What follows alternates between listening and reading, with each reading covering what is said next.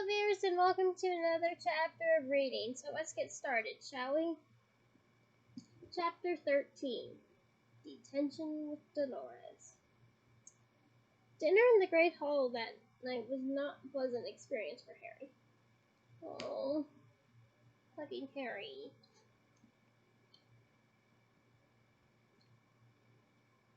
The news about his shouting match with Umbridge seemed to have traveled exceptionally fast, even by Hogwarts standards. He heard whispers all round him as he sat eating between Ron and Hermione. The funny thing was that none of the whisperers seemed to mind him overhearing what they were saying about him. On the contrary, it was as though they were hoping he would get angry and start shouting again, so they could hear his story firsthand. He saw Cedric Diggory murder. He reckons he told a demon who. Come on, it. Who does he think he's kidding? How amazed. What I don't get, said Harry in a shaking voice, lying down his naked work. His hands were trembling too much to hold them steady. Is why they believed the story 2 months ago when Dumbledore told them. The thing is, Harry, I'm not sure they did, said Hermione grimly. But let's get out of here. She slammed on her own knife and fork. Ron looked sadly at his half-finished apple pie but followed suit. People stared at them all the way out the hall. What do you mean you're not sure they believe Dumbledore? Harry asked Hermione when they reached the first floor landing. Look, you don't understand what it was like after it happened, said Hermione quietly. We arrived back in the middle of the lawn, clutching Cedric's dead body. None of us saw what happened in the maze. We just had Dumbledore's word for it that Unicorn had come back and killed Cedric and fought you. Which is the truth, said Harry loudly. I know it is, Harry, sweetly. Please stop biting my head off, said Hermione wearily. It's just that before the truth could sink in, everyone went home for the summer, but they spent 2 months reading about how you're a nutcase and Dumbledore's going senile. Rain pounded on the window panes as they strode along the empty corridors back to Gryffindor Tower. Harry felt as though his first day had lasted a week, but he still had a mountain of homework to do before bed. That kind of reminds me, I kind of forgot to brush you up on the properties of Moonstone, but I guess there's no time like the present.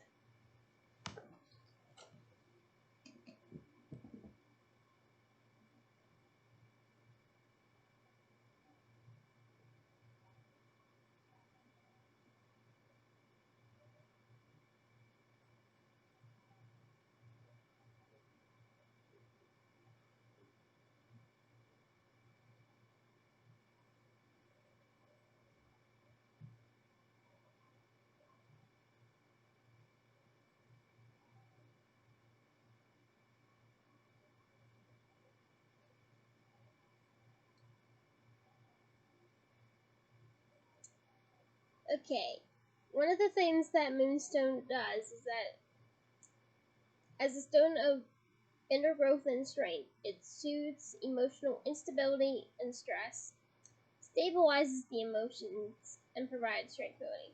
It also enhances intuition, promotes inspiration, success, and good fortune in love and career pursuits. So there's some for you. And if you want to read more, I'll link you an article in the description. Now back to the chapter.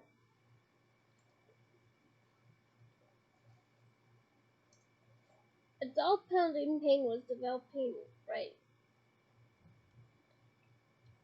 over his right eye. He glanced out of the rain-washed window at the dark grounds as they turned into the fat lady's corridor. There was still no light in Hagrid's cabin. Remember Tonia, said Hermione before the fat lady could ask. The portraits went open to reveal the whole behind, and the three of them scrambled back through it. That's the first time the password has remained consistent. Interesting. The common room was almost empty. Nearly everyone was still down at dinner. Crookshanks uncoiled himself from an armchair and trotted to meet them, purring loudly. And when Harry, Ron, and Hermione took their three favorite chairs at the fireside, he wept lightly into Hermione's lap and curled up there like a furry ginger cushion. Harry gazed into the flames, feeling drained and exhausted. Oh. I have those feelings without a fireplace too, Harry. And honestly, I would get why you would be why you'd be like that.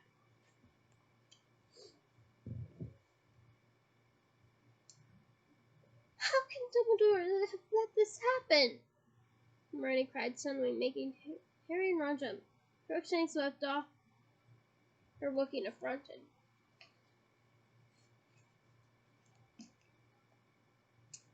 She pounded the arms of her chair in fury so that bits of stuffing leaked out of the holes.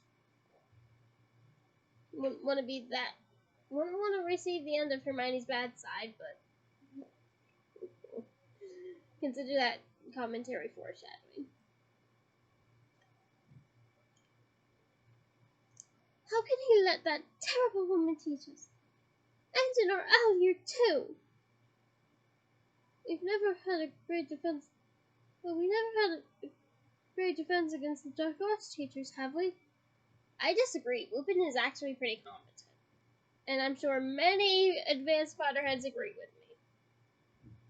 New Potterheads, if you listen to Prisoner of Azkaban by this point, which hopefully you have, do you agree with me?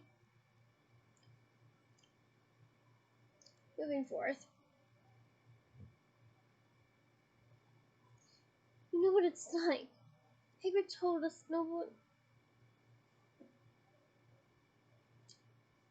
wants the job. They say it's jinxed. Foreshadowing.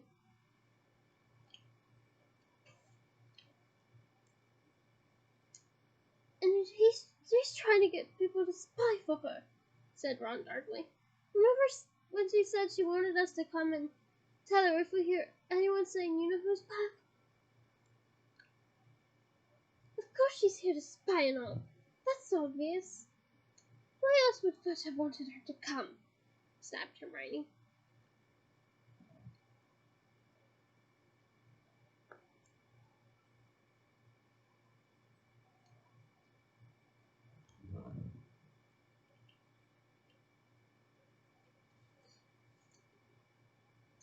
Don't start arguing again, said Harry wearily.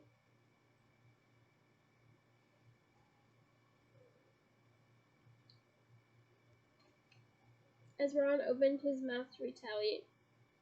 Can't we just... Let's do that homework. Get out of the way. They collected their school bags from a corner and returned to their chairs by the fire.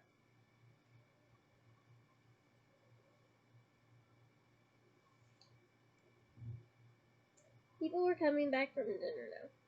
Harry kept his face averted from the portrait hole, but could still sense the stares he was attracting. Shall we do Snape's stuffs first? Said Ron, dipping his quill into his ink. The properties of moonstone and its uses in potion making. Well, I don't know about potion making, but I hope my properties of moonstone are sufficient.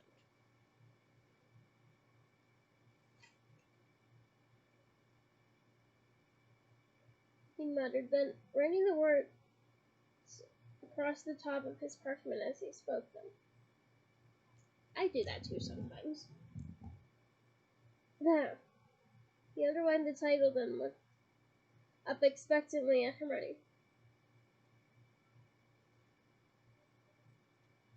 So, what are the properties of moonstone and its uses in potion making? But Hermione was not listening. She was squinting over to the far corner of the room, where Fred, George, and Lee Jordan were now sitting at the center of a knot of innocent-looking first years, all of whom were chewing something that seemed to have come out of a large paper bag that Fred was holding.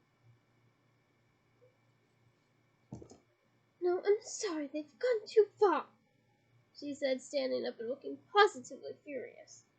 "Come on, Ron." What?" said Ron, plainly playing for time. "No, come on, Hermione. I can't tell them off for giving out sweets. You know perfectly well that those are bits of no-sweet nougat, or puking pastilles, or fainting fancies," Harry suggested quietly.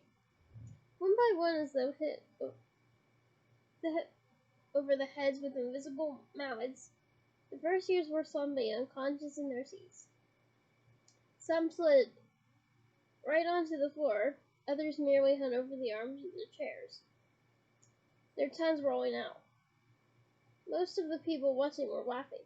Hermione, however, squared her shoulders and marched directly over to where Fred and George now stood with clipboards, closely observing the unconscious first years. Ron was halfway out of his chair, hovered uncertainly for a moment or two, then muttered to Harry, "She's got it under control," before sinking as low in his chair as his lanky frame permitted.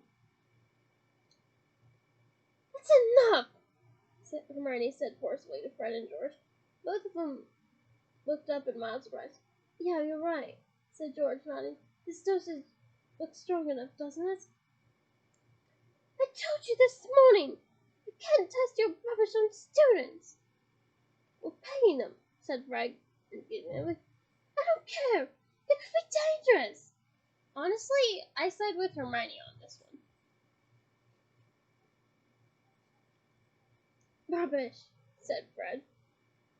"Calm down, Hermione, they're fine," said reassuringly as he walked from first year to first year, inserting purple sweets into their open mouths.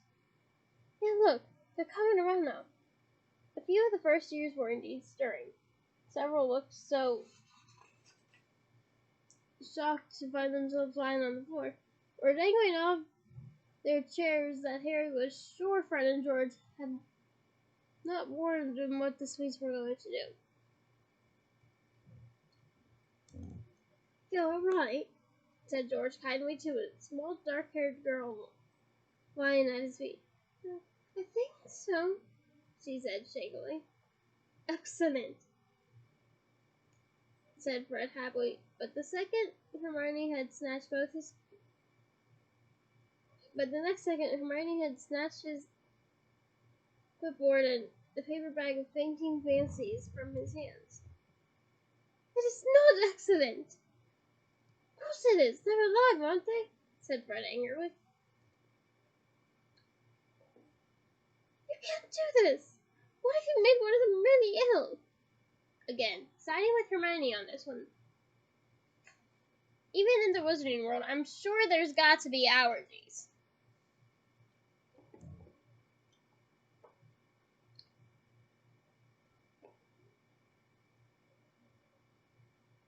"I'm not going to make them ill. We've already tested them all on ourselves. This is just to see if everyone reacts the same." "Well, of course they're not going to. Again, I know this is the Wizarding world, but what about allergies?" Moving forth. "If you don't stop it, I'm going to put us in detention," said Fred in an "I'd like to see you try" voice. I hope I executed that well. "Make us write lines," said George, smirking. Onlookers all over the moon were laughing. Hermione drew herself up to her full height. Her eyes were narrowed, and her bushy hair seemed to crackle with electricity. Ooh, I love that line. Definitely tells us you should fear Hermione, especially when she's mad. "No," she said, her voice quivering with anger. but I would write to your mother. You wouldn't, said George, horrified, taking a step back from her. Oh, yes, I would, said Hermione grimly.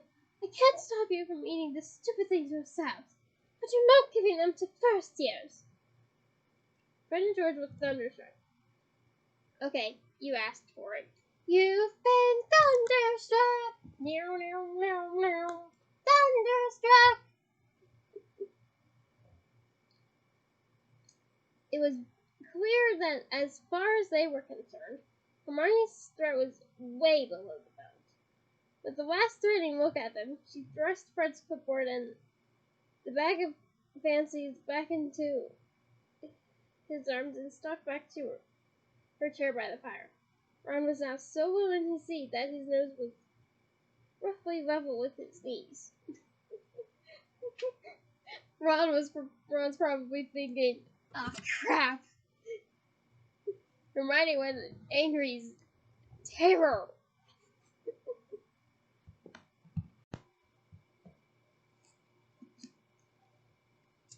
Thank you for your support, Ron, Hermione said acidly.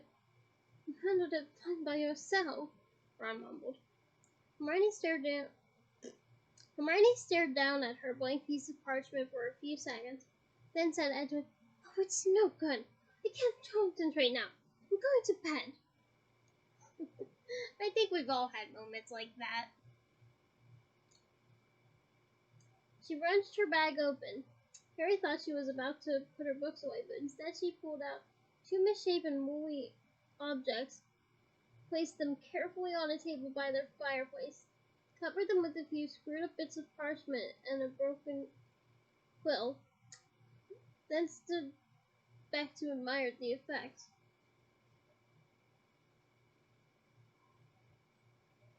What in the name of Merlin are you doing? Said Ron, watching her as though fearful for her sanity. They're hats for house elves, she said briskly, now stuffing her books back into her bag. I did them over the summer. I'm really a slow knitter without magic. But now I'm back at school. I should be able to make lots more.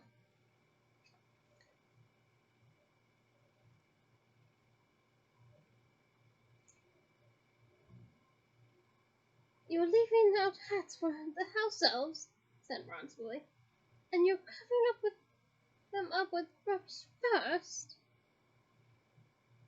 Yes, said Hermione, defiantly, swinging her bag onto her back. That's not on, said Ron angrily. You're trying to trick them into picking up the hats. You're setting them free when they might not want to be free. Of course they want to be free, said Hermione at once, though her face was turning pink. Don't you dare touch those hats, Ron! She left. Ron waited until she had disappeared through the door to the girls' dormitories, and cleared the rubbish off the woolly hats. You should at least see what they're picking off, he said firmly. Anyway, he rolled up the parchment on which he had written the title of Snape's essay. There's no point in trying to finish this now. You can't do it without Hermione. I haven't got a clue what you're supposed to do with Moonstones. Have you?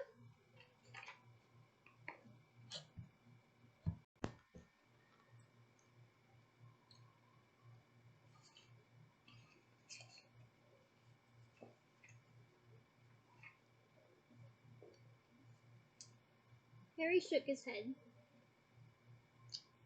noticing that as he did so that the ache in his right temple was getting worse.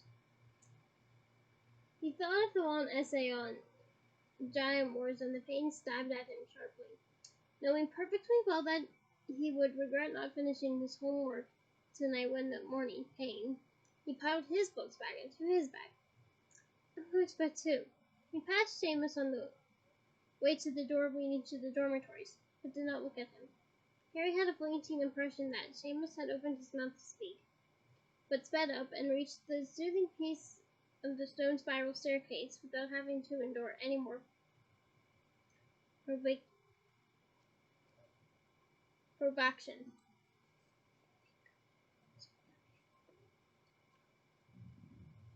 The following day dawned just as leaden and rainy as the previous one. Hagrid was still absent from the staff table at breakfast.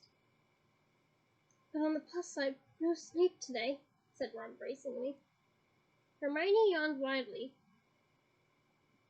Oh, sure, I read yawn, and I don't yawn now, but I yawned prior to reading this part. You make a lot of sense, System. And poured herself some coffee. I'm more of a tea person, honestly. And honestly, I'm a little surprised that she's not either. I'm a little surprised that she's not. But then again, coffee does seem to make sense with her personality, so. She looked mildly pleased about something, and when Ron asked her what she had to be so happy about, she simply said, "The hats have gone. Seems the house would do want freedom after all." "I wouldn't bet on it," Ron told her touchingly. "They might not count as clothes. They didn't look like anything like hats to me. More like woolly feathers." Hermione did not speak to him all morning.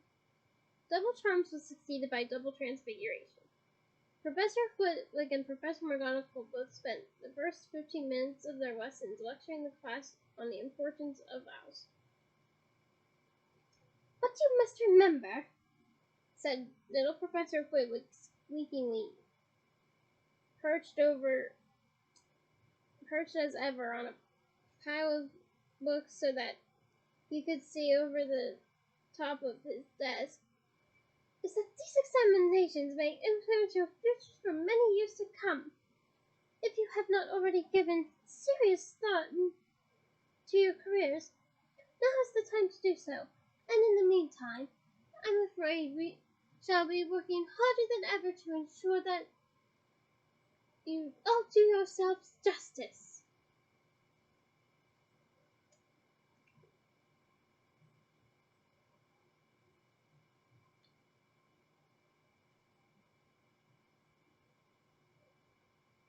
He then spent more than an hour reviewing summoning charms, which according to Professor Flitwick were bound to come up in their L, and he rounded off the lesson by setting them the largest amount of charms homework ever. It was the same, if not worse, in Transfiguration. "You cannot pass an L," said Professor McGonagall grimly, "without serious application, practice, and study. I see no reason why everybody in this class should not achieve an L in Transfiguration, as long as they put in the work." Neville made a sad little disbelieving noise. "Yes, you too, Longbottom," said Professor McGonagall. "There is nothing wrong with your work except lack of confidence. So today we are starting vanishing spells. These are easier than conjuring spells, which you would not usually attempt until Newt level. But they still are among the most difficult magic you will be tested on in your L." She was quite right. Harry found the vanishing spells horribly difficult.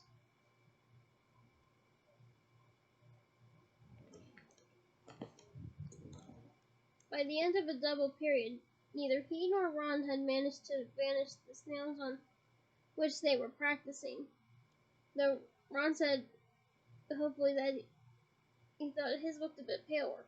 Hermione, on the other hand, successfully vanished her snail on the third attempt, earning her a 10-point bonus for Gryffindor from Professor McGonagall. She was the only person not given homework. Everybody else was told to practice the spell overnight, ready for a fresh attempt on their snails the following afternoon. Now panicking slightly about the amount of homework they had to do, Harry and Ron spent their lunch hour in the library looking up the uses of moonstones in potion making. Still angry about Ron's slur on her woolly hats, Hermione did not join them. By the time they reached care of magical creatures in the afternoon, Harry's head was aching again.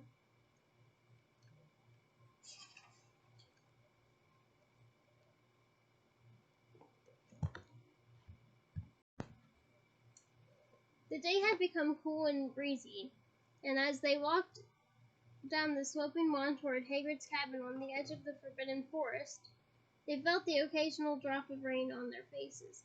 Professor Plank stood waiting for the class some 10 yards from Hagrid's front door. A long trestle table in front of her, laden with many twigs. As Harry and Ron reached her, a loud shout of laughter sounded from behind them. Turning, they saw Draco Malfoy striding toward them, surrounded by his usual gang of Slytherin cronies.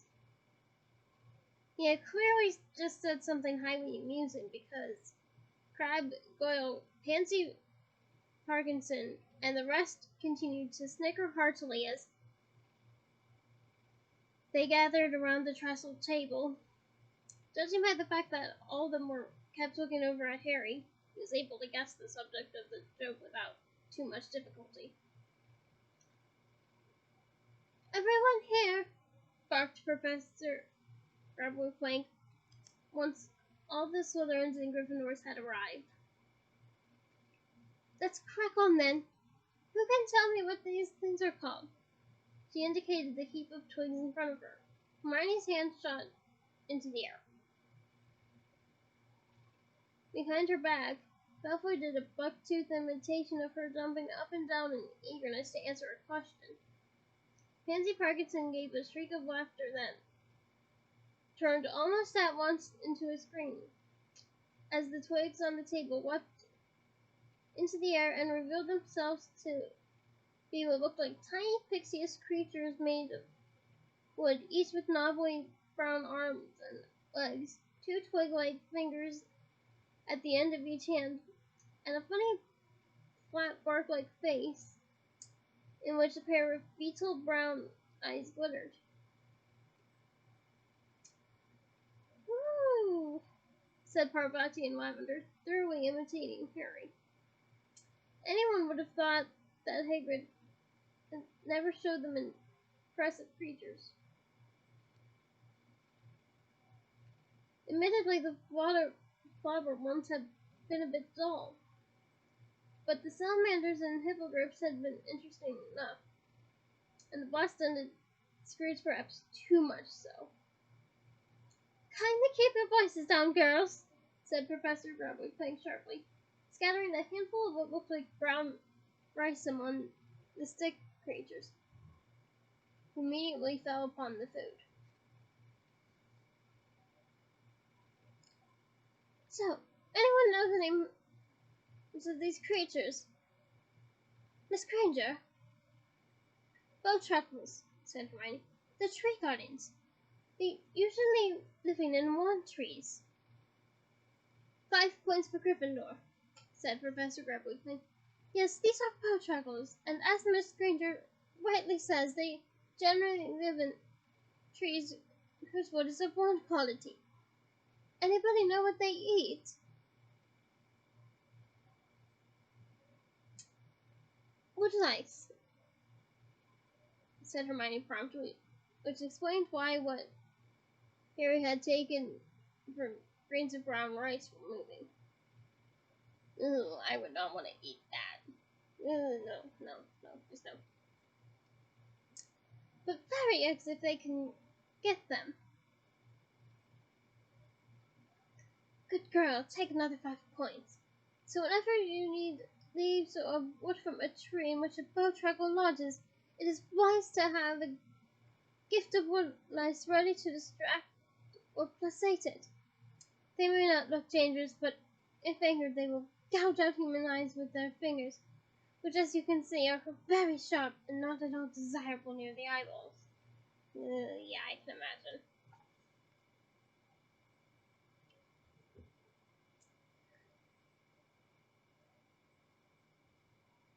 "So, if you'd like to gather closer, take a few wood lice and a bowtruckle. I have enough here for one between 3. You can study them more closely. I want a sketch from each of you with all the body parts labeled by the end of the lesson.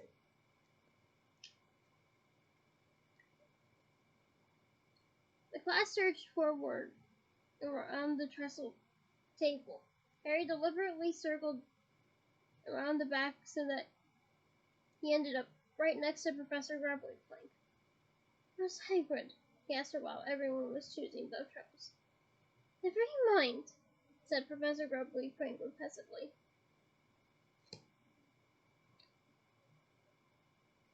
Which had been her attitude last time Hagrid had failed to turn up for her class too. Smirking all over his pointed face, Draco Malfoy leaned across Harry and seized the largest bow truckle. "My bite," said Malfoy in an undertone so that only could hear him. "The stupid Kratos got himself badly injured." "Maybe you will if you don't shut up," said Harry out of the side of his mouth.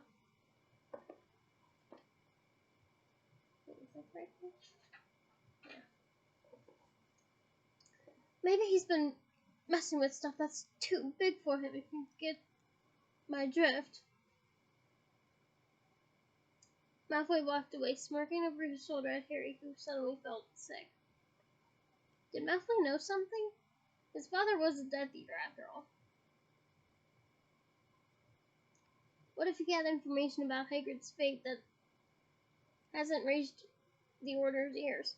He hurried back around the table to Ron and Hermione, who were squatting on the grass some distance away and attempting to persuade a bowtruckle to remain still long enough to draw it. Hermione pulled out a parchment. Oh, wrong name. Sorry. Harry pulled out a parchment and quill, crouched down beside the others,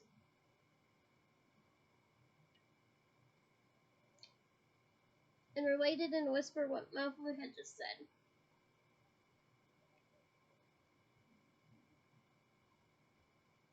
Dumbledore would know something Dumbledore would know if something had happened to Hagrid, said Hermione at once. It's just playing into Malfoy's hands to look worried. It tells him we don't know exactly what's going on. You've got to ignore him, Harry. Here, hold the bowtruckle for a moment, just so I can draw its face.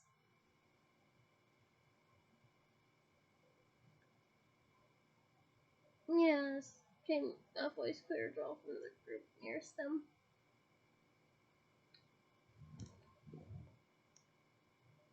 Father was talking to the minister just a couple of days ago, and it sounds as though the ministry is really determined to crack down on substandard teaching in this place. So even if that overgrown moron does show up again, he'll probably be sent packing straight away. Ouch! Harry had gripped the bowtruckle so hard that it had almost snapped. It had just taken a great relatively swipe at his hand with its sharp fingers, leaving 2 deep cuts there.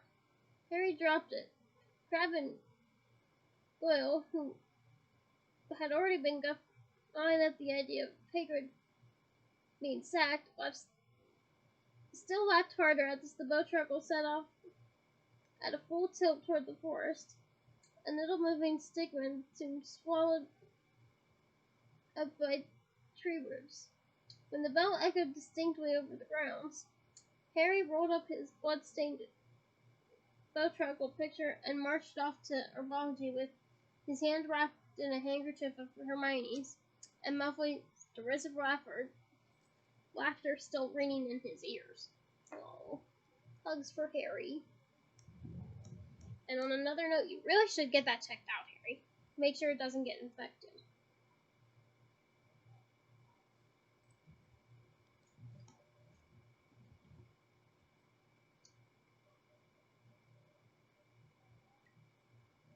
If you call Hagrid one more time, snarled Harry.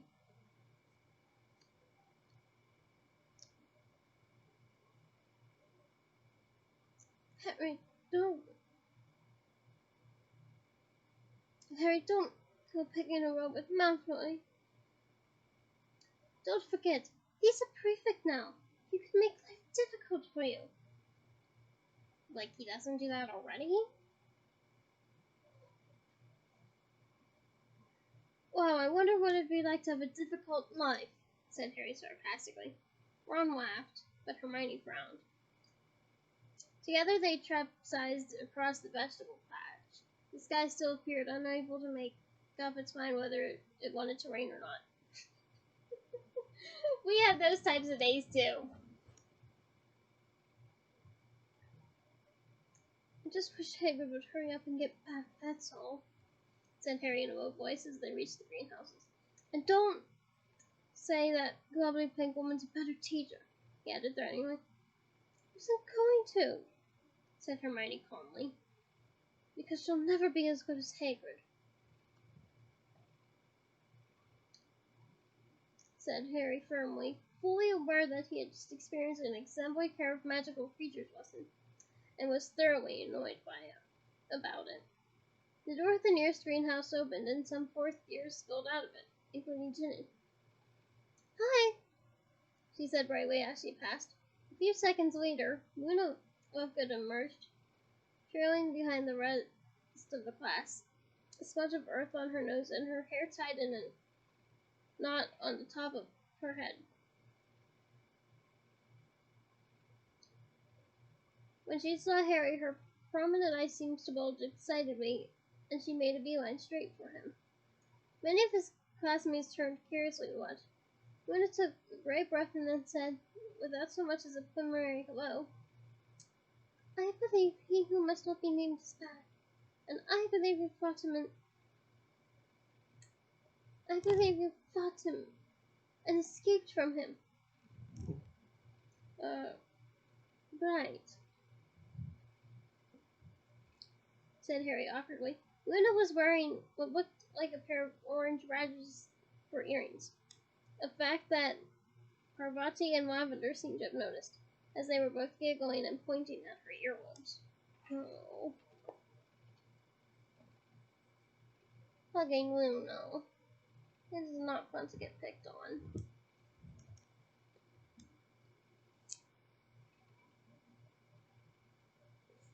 You can laugh, Luna said, her voice rising, apparently under the impression that Parvati and Lavender were laughing at what she had said rather than what she was wearing.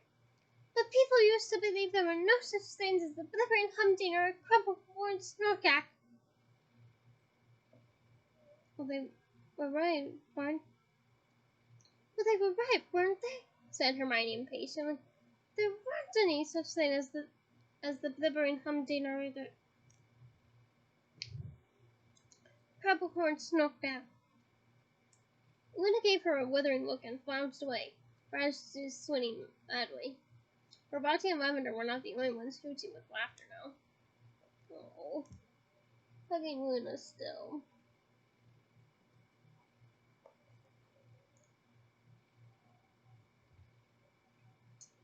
You mind not offending the only people who believe me?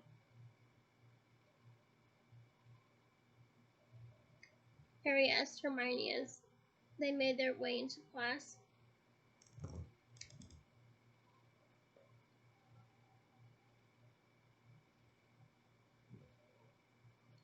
Oh, for heaven's sake, Harry, you can do better than her, said Hermione. Ginny's told me all about her.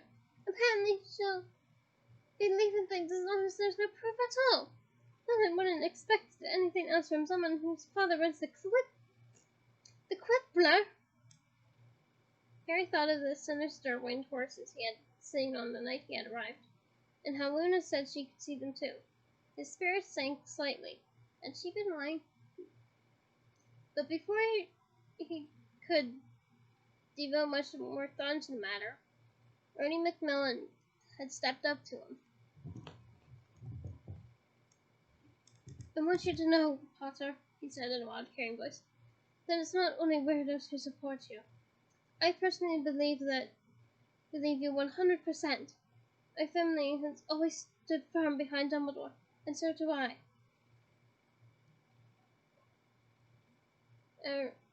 Thanks for Much, Ernie, said Harry, taken aback but pleased. Ernie might be pompous on occasions like these, but Harry was in a mood to deeply appreciate a vote of confidence from somebody who was not wearing radishes in their ears. Ernie's words had certainly wiped the smile from Lavender Brown's face, and as he turned to talk to Ron and Hermione, Harry caught Seamus's expression, which both looked confused and defiant.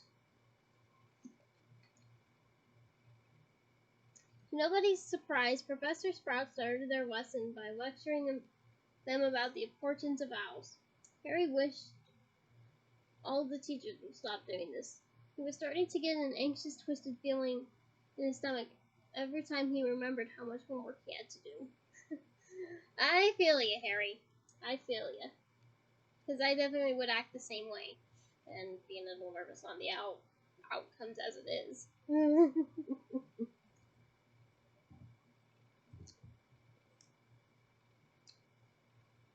A feeling that dreadfully worsened.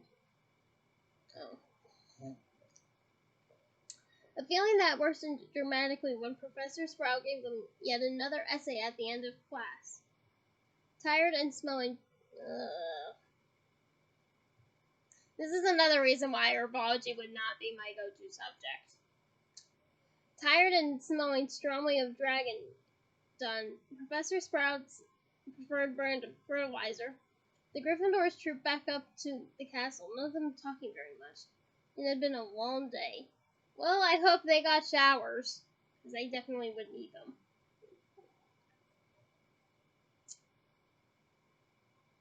As Harry was starving, and he had his first detention with Umbridge at 5 o'clock, he headed straight for dinner without dropping off his bag in Gryffindor Tower so that he could bolt something down before facing whatever she had in store for him. He had barely reached the entrance of the Great Hall, however, when a loud and angry voice said, "Oi, Potter! What now?"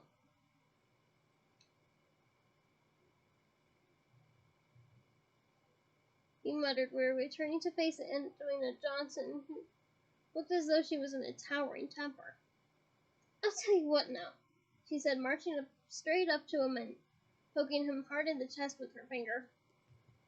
Okay, don't do that again.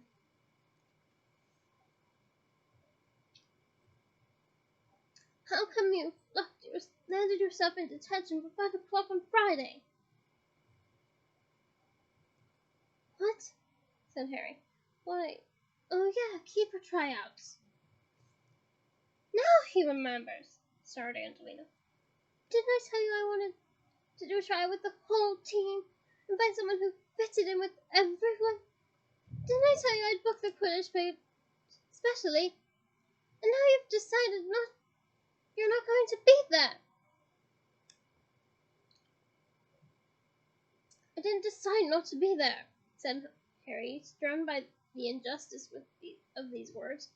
"I got detention from that Umbridge woman, just because I told her the truth about you-know-who."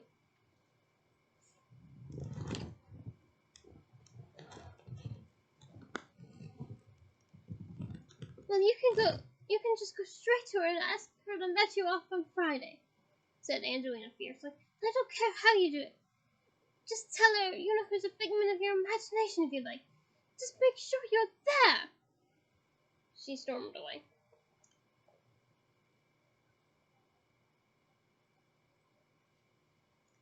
"You know what?" Harry said to Ron and Hermione as they entered the Great Hall. "I think we'd better check with Puddle United whether Overgood's been killed during a training session, because she seems to be channeling his spirit." It doesn't surprise me that Oliver chose a professional Quidditch career, honestly. Just saying.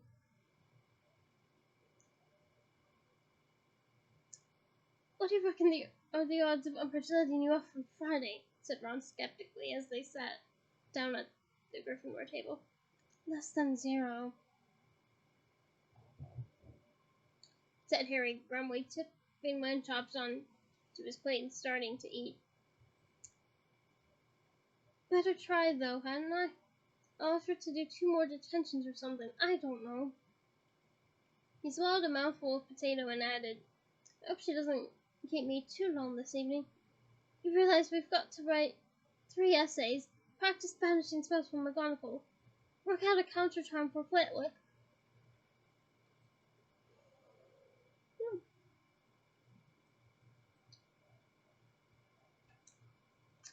Finish the bow turtle drawing, and start that stupid dream diary for Trelawney. Don't feel bad, Harry. I didn't do mine yet either. But I am inspired by the idea, so maybe someday.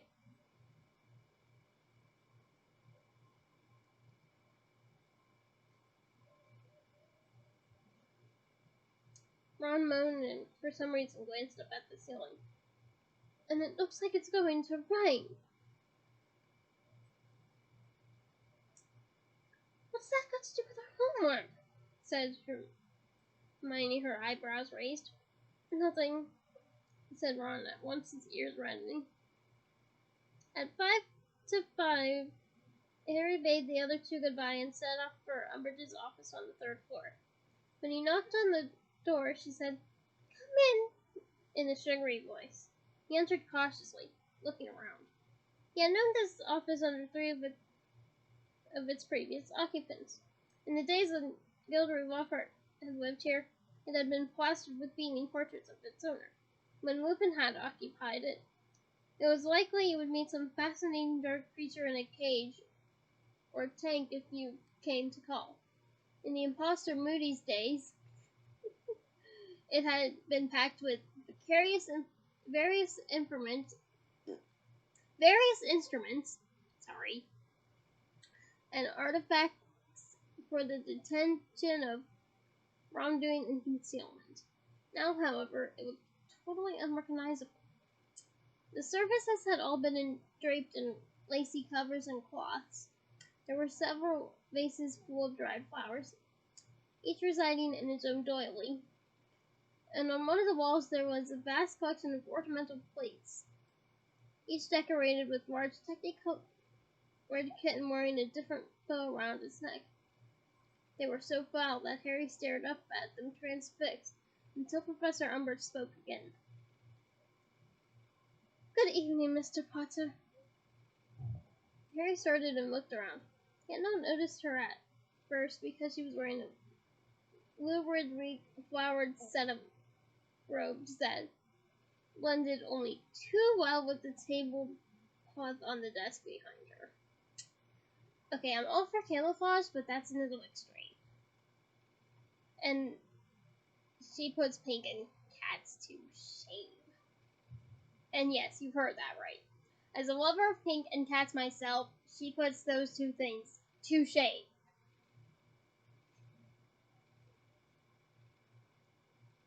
Moving forth. Evening, Harry said stiffly. Sit down, she said, pointing toward a small table draped in lace beside which she had drawn up a straight-backed chair. A piece of blank parchment lay on the table, apparently waiting for him. Said Harry without moving. Professor Umbridge, before we start, I wanted to ask you a favor. Her bulging eyes narrowed. Oh, yes?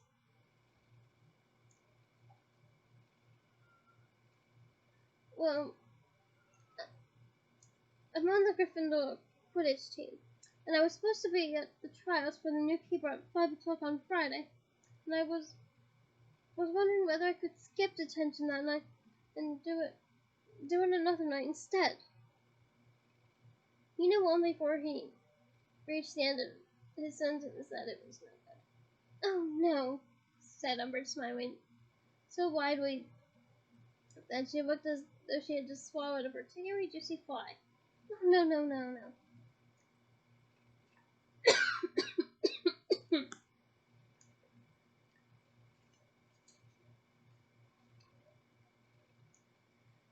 This is your punishment for spreading evil, nasty, attention-seeking stories, Mr. Potter. and punishments certainly cannot be adjusted to suit the guilty one's convenience. No, you will come here at 5 o'clock tomorrow, and the next day, and on Friday too. And you will do your detentions as planned. I think it rather a good thing that you are missing something you really want to do. It ought to reinforce the lesson I am trying to teach you. Harry felt the blood surge in his head and heard a thumping noise in his ears. So she told him evil, nasty, attention-seeking stories, did he?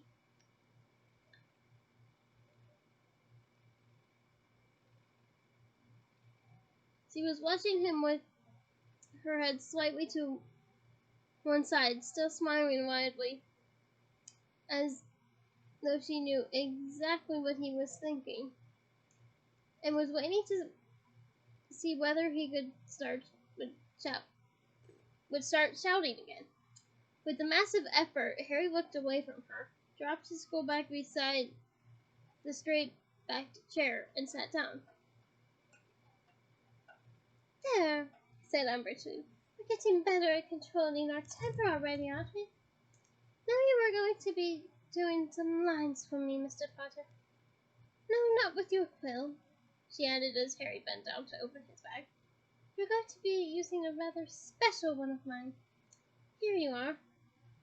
She handed him a long, thin, black quill with an unusually sharp point.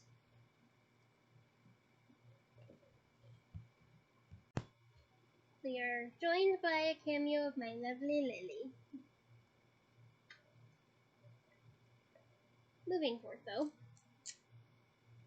I want you to write, I must not tell lies, she told him softly. How many times? Harry asked with a credible invitation of politeness. Oh, as long as it takes for the message to sink in, said Umbridge sweetly.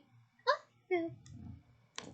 She moved over to her desk, sat down, and bent over a stack of parchment that looked like essays from working. Harry raised the sharp black quill and then realized what he was missing. It had given me any ink, he said. Oh, you won't need ink, said Professor Umbridge with the merest suggestion of a laugh in her voice. Harry placed the point of the quill on the paper and wrote, I must not tell lies. Then he let out a gasp of pain. The words had appeared on the parchment in what appeared to be shining red ink. At the same time, the words had appeared on the back of Harry's right hand, cut into his skin as though traced there by a scalpel. Yet even as he stared at the shining cut, the skin healed over again, leaving the place where it had been slightly redder than before, but quite smooth. Harry looked around at Umbridge. She was watching him, her wide, toad white mouth stretched in a smile. Honestly, this is a reason why I hate Umbridge so much. He actively hurts Harry. I want to say indirectly, but it's definitely directly.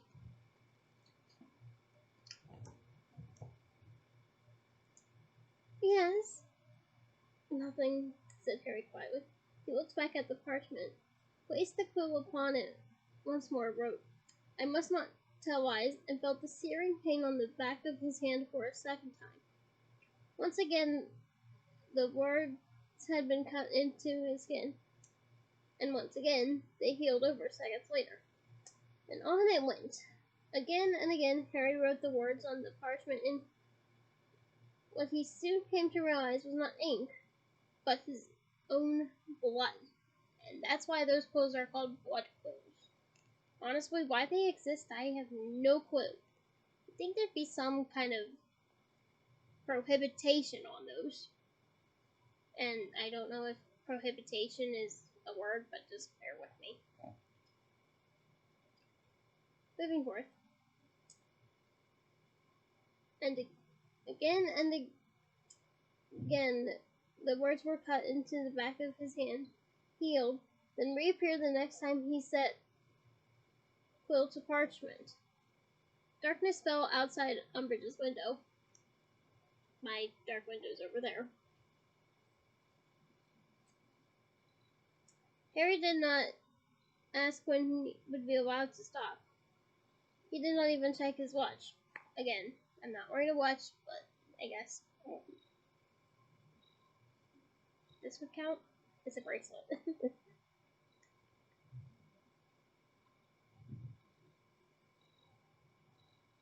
He knew she was watching him for signs of weakness, and he was not going to show any. Not even if he had to sit here all night, cutting open his own hand with this quill.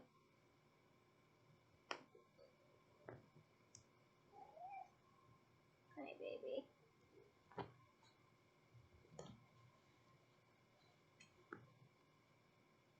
Cats are wonderful companions, aren't they? It's a shame Umbridge puts loving them to shame.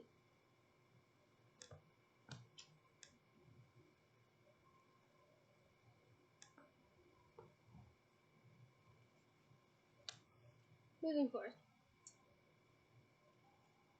Come here, she said after what seemed like hours. He stood up. His hand was staining painfully. When he looked down on it, he saw that the cut had healed, but the skin there was red raw. Hand, she said. She extended it. She took it in her own.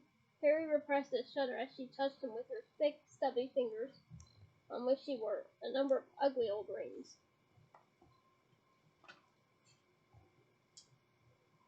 Tut tut! I don't seem to have much made of an impression yet, she said, smiling. Well, we'll just have to try again tomorrow evening, won't we? You may go.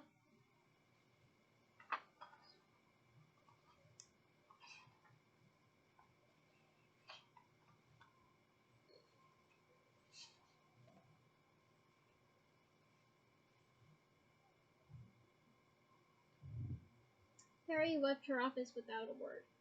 The school was quite deserted. It was shortly past midnight.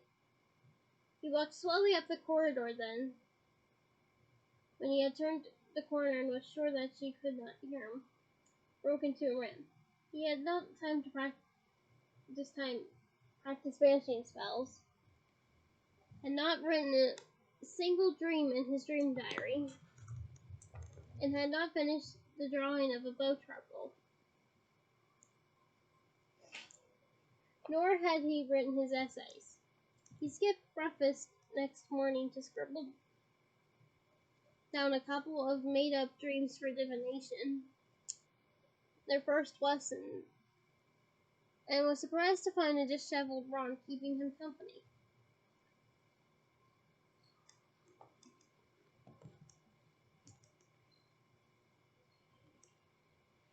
How come you didn't do it last night?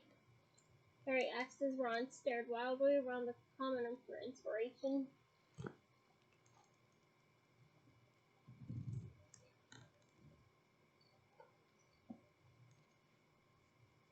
Ron, who had been fast asleep when Harry got back to the dormitory, muttered something about doing other stuff, bent well over his parchment and scrawled a few words. That'll have to do, he said, slamming the diary shut. I've said I dreamed about I was buying a new pair of shoes. She can't make anything weird out of that, can she? They hurried off to North Tower together.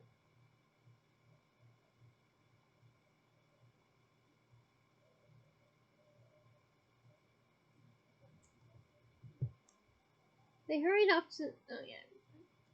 How was detention with Umbridge anyway? What did she make you do? Harry hesitated for a fraction of a second, then said, lines. That's not too bad then, eh? Said Ron. Nope, said Harry. Hey, I forgot.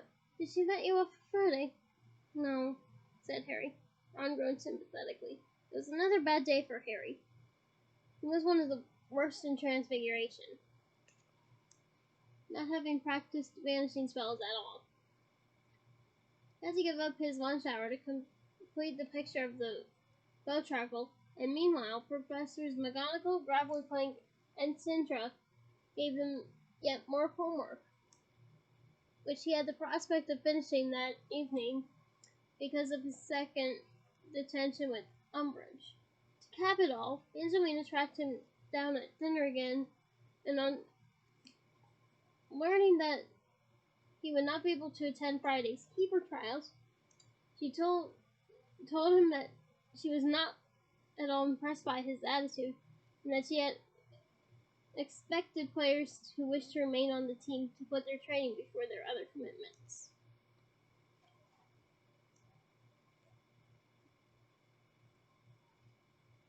"I'm in detention," Harry yelled after her as she stalked away. "Do you think I'd rather be stuck in a room with that old toad or playing Quidditch?"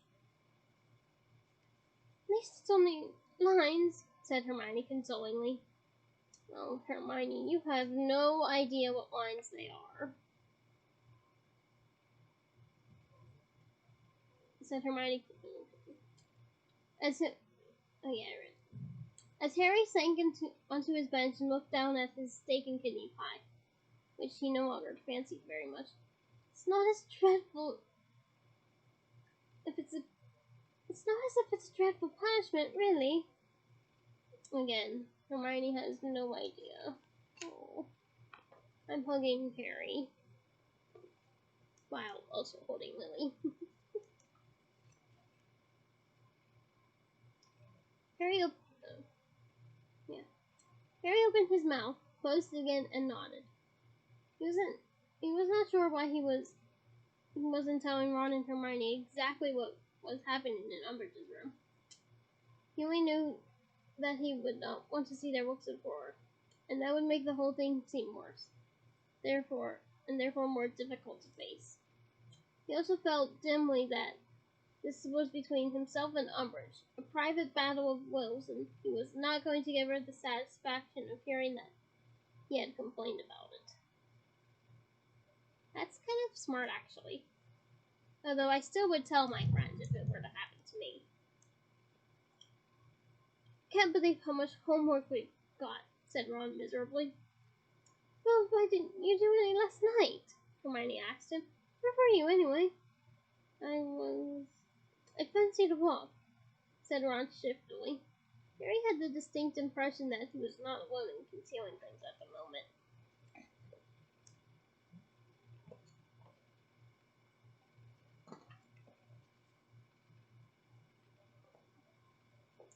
The second detention was just as bad as the previous one. The skin on the back of Harry's hand had become irritated more quickly now, red and inflamed. Harry thought it unlikely to keep healing as effectively for long. Soon the cut would remain etched in his hand, and Umbridge would perhaps be satisfied. He let no moment of pain escape him, however, and from the moment of entering the room to the moment of his dismissal, again past midnight, he said nothing but "good evening" and "good night." His homework situation, however, was desperate, and when he returned to the Gryffindor common room, he did not, though exhausted, go to bed, but opened his books and began Snape's Moonstone essay. It was half past 2 by the time he finished it. He knew he had done a poor job, but there was no help for it. Unless he had something to give in, he would be in detention with Snape next. He then dashed off answers to the questions Professor McGonagall had set them, cobbled together something on the proper handling of bow trackles for Professor Grubbly Plank, and staggered up to bed, where he fell fully clothed on top of the bed covers and fell asleep immediately. Thursday, hey, today's Thursday, passed in a haze of tiredness. Ron seemed very sleepy, too, though Harry could not see why he should be. Harry's third detention passed in the same way as the previous two, except that after 2 hours the words, "I must not tell lies," did not fade from the back of Harry's hand, but remained scratched there, oozing droplets of blood. The pause in the pointed quill scratching made Professor Umbridge look up. "Ah," she said softly, moving around her desk to examine his hand herself. "Good. That ought to serve as a reminder for you, wasn't it? You may leave for tonight."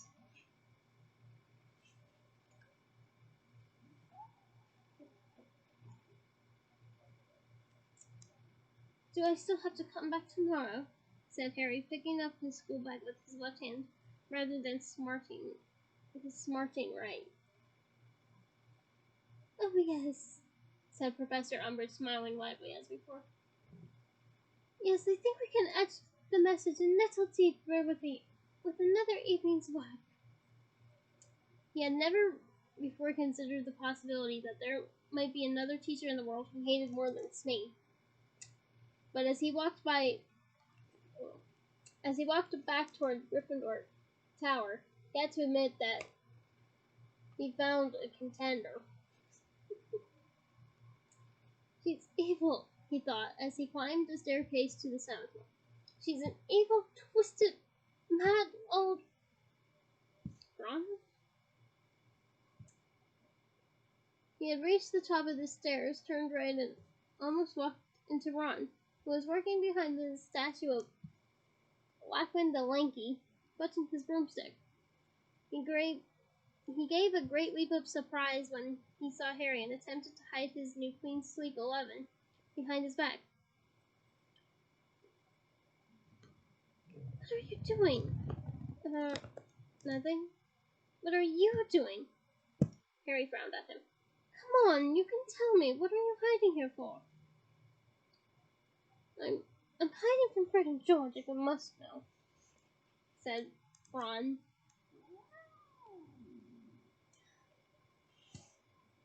They were just with a bunch of first years. I bet they're testing stuff on them again. I mean, they can't do it in the common room, can they? Not with Hermione there."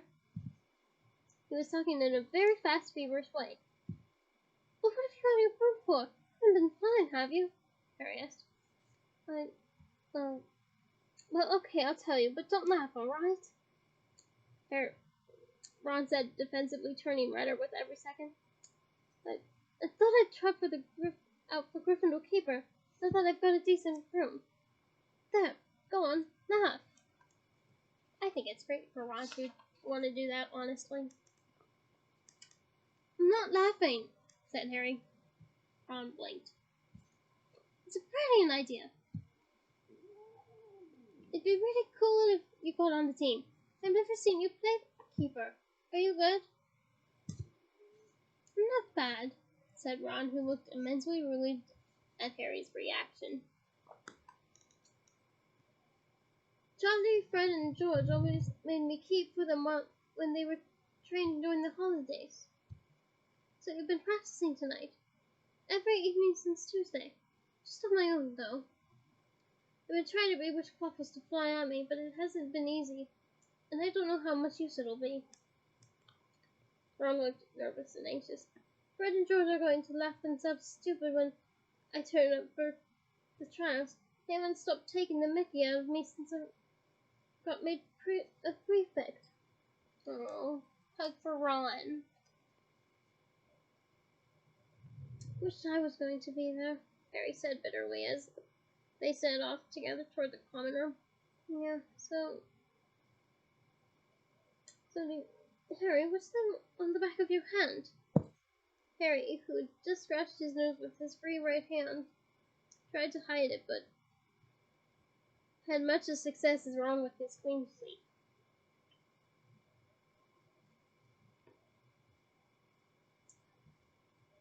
"It's just a cut. It's nothing. But Ron grabbed Harry's forearm and pulled the back of Harry's hand up level with his eyes. There was a pause, during which he stared at the words carved into the skin. Then he released Harry, looking sick. I thought you said she was giving you lines. Harry hesitated, but after all, Ron had been honest with him, so he told the truth about the hours he had been spending with Umbridge's office. The old hag! Said Ron in a revolted whisper as they came to a halt in front of the fat lady, who was dozing peacefully with her head against her frame. She's sick! Go to McGonagall! Say something! Honestly, I'm with Ron on this. No, said Harry at once. I'm not giving her the satisfaction of knowing she's got to me. Got to you? You can't let her get away with this!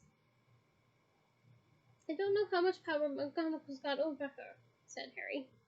Dumbledore then! Tell Dumbledore then! No, said Harry flatly. Why not? He's got enough on his mind, said Harry, but that was not the true reason. He was not going to go to Dumbledore for help when Dumbledore had not spoken to him once since last June. Well, I reckon you should, Ron began, but he was interrupted by the fat lady, who had been watching them sleepily and now burst out. Are you going to give me the password, or will I have to stay awake all night waiting for you to finish your conversation? Friday dawned sullen and sodden as the rest of the week.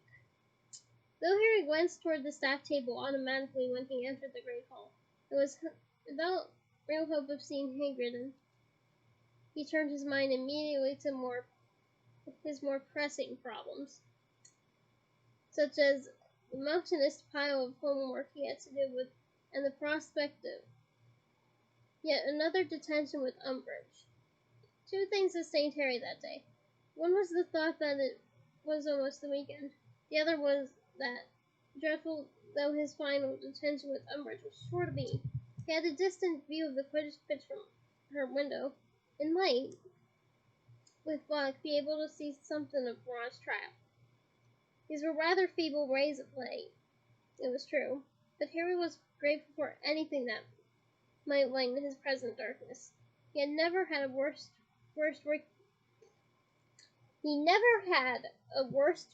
first week of term at Hogwarts. Oh, hugging Harry. At 5 o'clock that evening, he knocked on Professor Umbridge's office door for what he sincerely hoped would be the final time. Was told to enter and did so. The blank parchment lay ready for him on the lace-covered table, the pointed black quill beside it. You know what to do, Mr. Potter, said Umbridge, smiling sweetly over at him.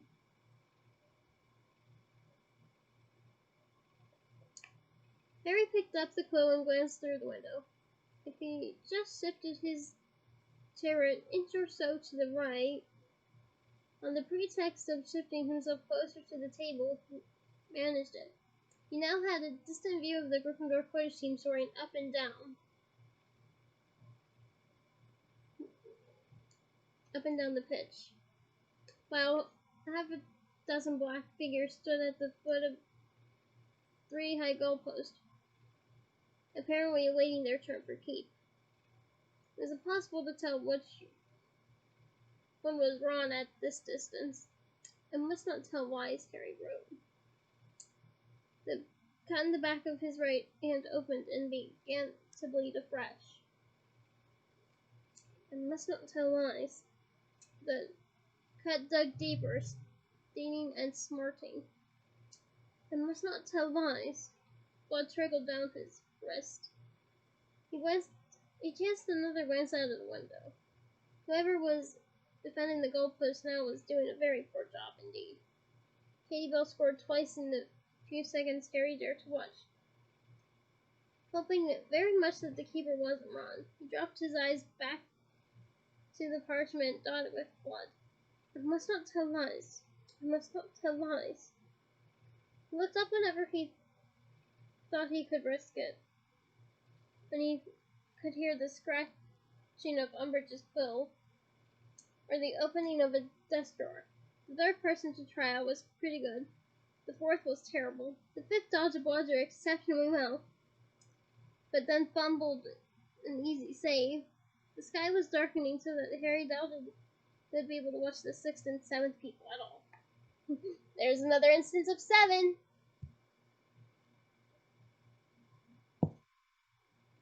You must not tell lies. You must not tell lies. The parchment was now shining with drops of blood from the back of his hand, which was searing with pain. When he looked up, night had fallen and the Quidditch pitch was no longer visible. "Let's see if you've got the message yet, shall we?" said Umbridge's soft voice half an hour later. She moved toward him, stretching out her short, bee-ringed fingers to his arm. And then as she took hold of him to examine the words now cut into his skin, pain seared, not across the back of his hand, but across the scar on his forehead. At the same time, he had a most peculiar sensation somewhere around his midriff. He wrenched his arm out of her grip and leapt to his feet, staring back at her. She looked back at him, a smile stretching her wide, slack mouth. "Yes, it hurts, doesn't it?" she said softly. He didn't answer. His heart was thumping very hard and fast. Was she talking about his hand, or did she know he had just felt in his forehead? "I think I've made my point, Mr. Potter. You may go." He caught up with his schoolbag and left the room as quickly as he could. "Stay calm," he told himself as he sprinted up the steps. "Stay calm. It doesn't necessarily mean what you think it means." "This Mimbletonia," he gasped at the fat lady, who swung forward once more. A roar of sound greeted him. Ron came running toward him, beaming all over his face and swapping butterbeer down his front from the goblet he was clutching.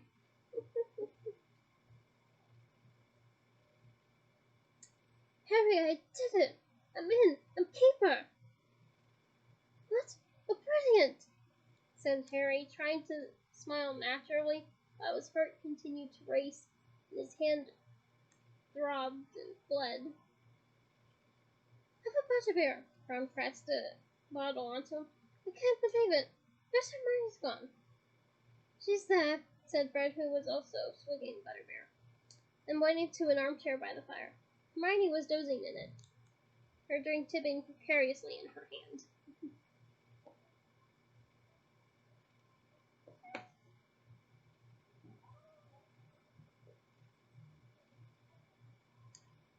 "Well, she said she was pleased when I told her." "Aww, she does care," said Ron, looking slightly put out. "Let her sleep," said George hastily. It was a few moments before Harry noticed that several of the first years gathered around them for unmistakable signs of recent nosebleeds. "Come here, Ron, and see if all the resolve robes fit you," said Caneville. "You can take off his name and put on yours instead." As Ron moved away, Angelina came striding up to Harry. "Sorry I was a bit short with you earlier, Potter," she said abruptly. "It's stressful, this managing knock, you know. I'm starting to think I was a bit hard on Wood sometimes." She was watching Ron over the rim of her goblet with a slight frown on her face. "Look, I know he's your best mate, but he's not fabulous," she said bluntly. "I think with a bit of training he'll be all right, though. He comes from a family of good Quidditch players. I'm banking on him turning out to have a bit more talent than he showed up today, to be honest. Vicky Frobisher and Geoffrey Hooper both flew better this evening, but Hooper's a real whiner. He's always moaning about something or other, and Vicky's involved in all sorts of societies."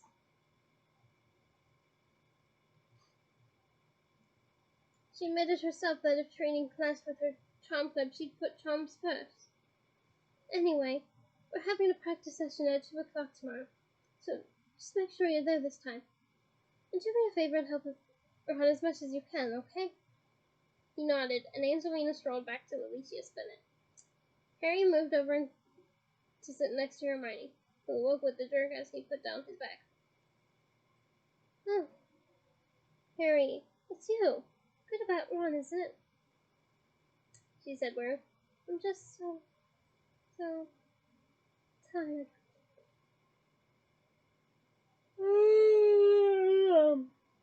She yawned. Oh, now you give me a yawn.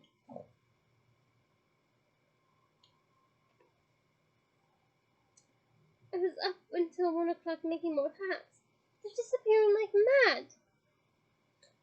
And sure enough, now that he looked, he saw that there were boy hats concealed all around the room, where unwary elves might accidentally pick them up. Great, said Harry distractedly. If he did not tell somebody soon, he would burst. Listen, Hermione, I was just in Umbridge's office, and she touched my arm. Hermione listened closely. When Harry had finished, she said slowly, You're worried that you know who's controlling her like the controlled Crow? Well, said Harry, dropping his voice, it's a possibility, isn't it? I suppose so, said Hermione, though she sounded unconvinced. But I don't think he can be possessing her in the way he possessed Crow. I mean, he's probably alive now, isn't he? He's got his own body. He wouldn't need to share someone else's. He could have her onto the Imperious Curse, I suppose. Harry watched Fred, George, and me, Jordan, juggling empty butterbeer bottles for a moment. Oh, I would have loved to see that in a film. Then Hermione said, But last year your scar hurt when nobody was touching you. Didn't Dumbledore say it had to do with what you know who was feeling at the time? I mean, maybe this hasn't got anything to do with Umbridge at all. Maybe it's just coincidence that happened while you were with her? She's evil, said Harry flatly. Twisted. She's horrible, yes. But Harry, I think you ought to tell Dumbledore your scar hurt. It was the second time in 2 days he had been advised to go to Dumbledore, and his answer to Hermione was just the same as his answer to Ron. Not bothering him with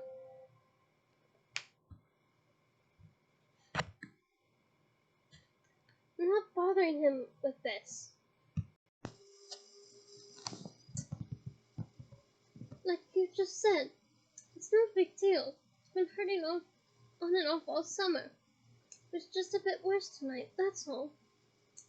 Harry, I'm sure Dumbledore would want to be bothered by this. I'm with Hermione on this. Yeah, said Harry before he could stop himself. That's the only bit of me Dumbledore cares about, isn't it? My scar? Don't say that, it's not true. I think I'll write and tell Sirius about it. See what he thinks. Harry, you can't put something like that in a letter, said Hermione, looking alarmed. Don't you remember? Rudy told us to be careful what we put in writing. We just can't guarantee ours aren't being intercepted anymore. All right, I won't tell him then, said Harry irritably. He got to his feet. I'm going to bed. Tell Ron for me, will you? Oh, no, said Hermione, looking relieved. If you're going, that means I can go without being rude, too. I'm absolutely exhausted and I want to make some more hats tomorrow. Listen, you can help me if you like. It's quite fun. I'm getting better. I can do patterns and bubbles and all sorts of things now. Harry looked into her face, which was shining with glee, and tried to look as though he was vaguely tempted by this offer. No, I don't think I will, thanks, he said. Not tomorrow. I've got lots of homework to do. And he capsized off to the boys' stairs, leaving her looking slightly disappointed behind him. And that is the end of this chapter. I am sorry if it is a long one, but At the same time, thank you for sticking to the end. Until next week, bye!